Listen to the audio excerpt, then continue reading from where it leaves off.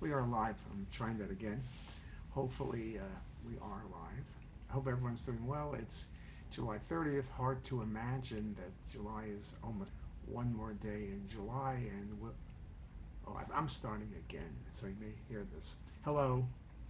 Today's July 30th. One more day in July. It's been a hot month, but a very pleasant month now. I hope everybody is doing well. I hope no one was affected by all the rains, whether it's in Texas or in New York or Boston, wherever you are. Hope you're enjoying the summer. Hope everything is going well. This topic is pancreatic neuroendocrine tumors. We speak a lot about pancreatic adenocarcinoma. We're doing a lot of work with AI for that. But neuroendocrine tumors are not uncommon. And let's talk about that a little bit.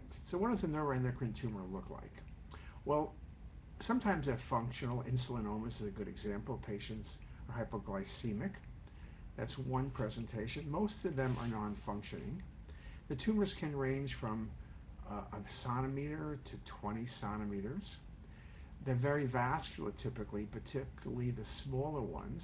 They're typically best seen and may only be seen on arterial phase imaging and not on venous phase, so they can be missed. They often do not obstruct the pancreatic duct, though you can see neuroendocrine tumors in the pancreatic duct, but most of them, unlike adenocarcinoma, will not be obstructing the pancreatic duct. Adenocarcinoma is hypovascular and neuroendocrines are hypervascular. Other thing with neuroendocrine tumors, particularly as they get larger, they calcify. So when you think about calcified pancreatic masses, you're not thinking about adenocarcinoma, you're thinking about a neuroendocrine tumor perhaps, you're thinking about a SPEN tumor, you're thinking about a serous cystadenoma. Again, we have done some work, and there's an article coming out about the patterns of calcification. Neuroendocrine tumors, it can be central, can be peripheral, can be minimal, can be a lot.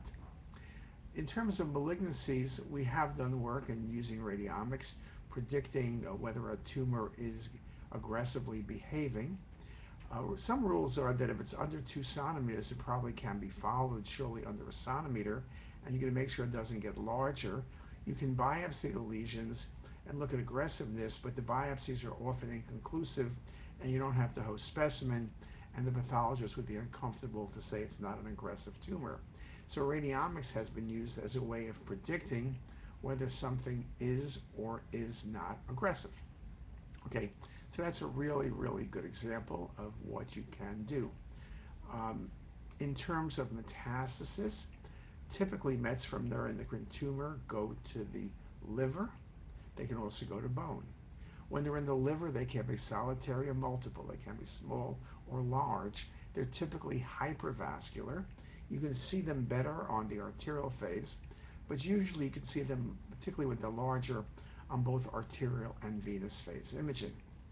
Neuroendocrine tumors in general, and the pancreatic neuroendocrine is no exception, goes to bone, and when it goes to bone, it's blastic lesions.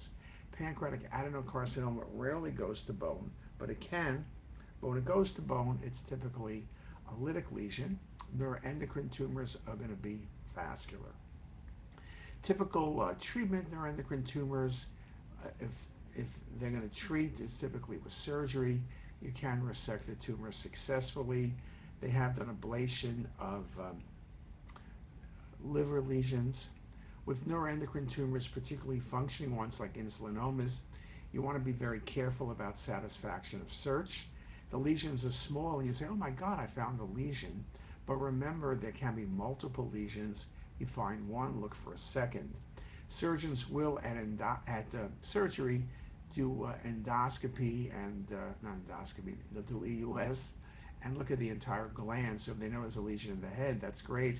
But they want to make sure they're not missing a second lesion because these tumors are often multiple. So that's an important thing to think about. In terms of neuroendocrine tumors, you're going to see nodes.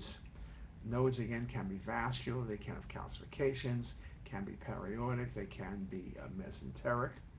Neuroendocrine tumors in general can be in the chest. Primary neuroendocrine tumors can occur. Remember, neuroendocrine tumors, carcinoid is one good example, mesentery and small bowel. But this talk is really about pancreatic.